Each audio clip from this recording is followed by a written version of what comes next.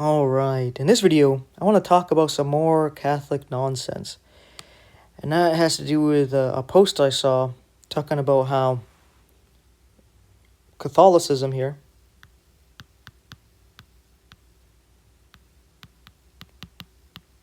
is our shield to defend us against Islam. As if they didn't step up and do what they did, the whole world would be Muslim today.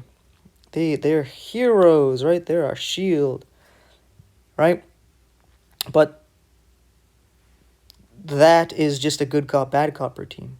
See, both Catholicism and Islam are on the same side. They're on the same team. Two wings to the same bird, two hands to the same body, the left and the right, right? If you see the evils of Catholicism, you might run to Islam. If you see the evils of Islam, you might run to Catholicism, right? But either way, you're running to one of the hands of Satan himself. As you see, they make it seem as though, hey, if it wasn't for them, we would be Muslim, right? Why? Why do you think that? I grew up with a Catholic family. I'm not Catholic. So if I grew up with a Muslim family, why would I be Muslim? Right, just as a quick example there. But anyway, what I first have here is Rome and Israel. The combining of Rome and Israel, they persecuted true Christians. That's what this little red, yellow here is, the fire of persecution. Like Rome and Israel did this. And what happened? Rome started to fall apart. And the more they persecuted the Christians, the more people converted. Right? So that's where, hey, once they started doing this here, coming after these guys, oh no, who's going to save us? Save us from this persecution. We need some other nation to stand up and fight for us. Who's going to do this? No, they stayed as faithful martyrs. And because of this, that they were willing to die and give up this world, Rome decided, well, if we can't beat them, let's join them. And they created Roman Catholicism, which is a mixture of the pagan Rome, Judaism, and supposed Christianity. They combined it all. You get Catholicism, which is universalism. They're universally uniting all the religions. That's what Catholicism is, universal. And it's not the universal Christian church, it's the universal religion of the world. That's why it also accepts Islam and Hindus and Buddhists and witch doctors and all those people to Rome to do their rituals, because that's what they are. And it's right in front of your face and you just don't care because you just don't like the truth, is apparently what it is. And you'll get what you get for rejecting the truth. Jesus is the truth. God is the truth. And when you reject the truth, you're rejecting God. So all these times you're getting the truth through people like me because you judge us instead of the message. You're rejecting God. And that's something you're going to have to take up with God. But anyway, so you see here, we have an example of history. When you persecute the Christians, you're either going to end up converting or you're going to join and try to usurp their place. Right? Because Rome was not Christian, neither was Israel. But when they attacked Christianity, all of a sudden they just tried to be Christian.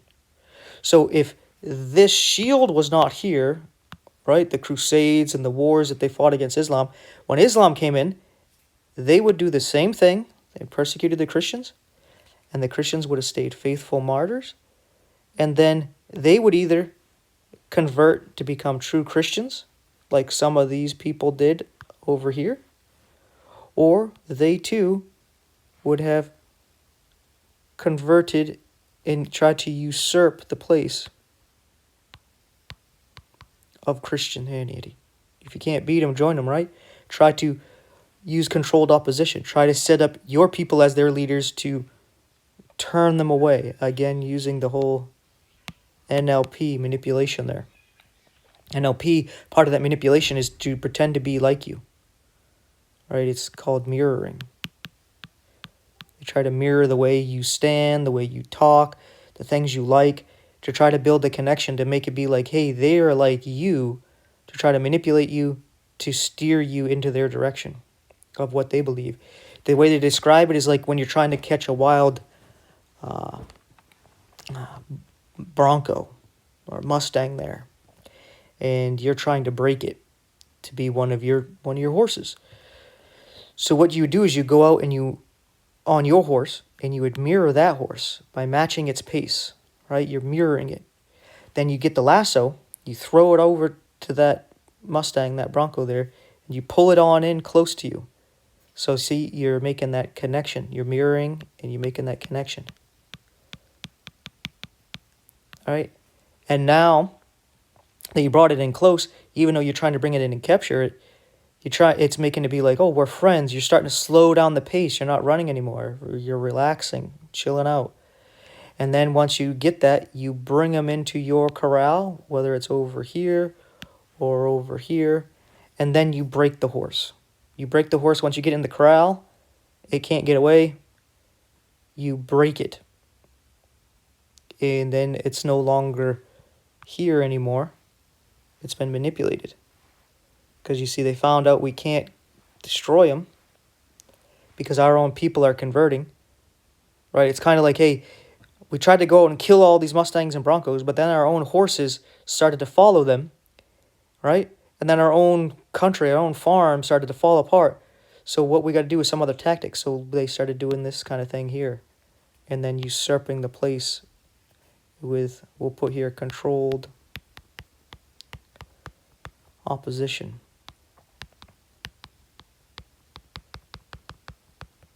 Right? And they make you think, oh, look, we're protecting you here. It's a good cop, bad copper team. Oh, it's the Muslims that are bad. Well, Catholicism was killing true Christians for years. Thousands of years. The last 2,000 years. Right? And then they're like, oh, but now we're protecting you from Islam. Who's going to persecute you? You're not fooling me. I haven't forgot. I know you're both cops here. You're just trying to get me to confide in one of you. I'm not going to do it. Right? So with this being said, thanks for watching and take care.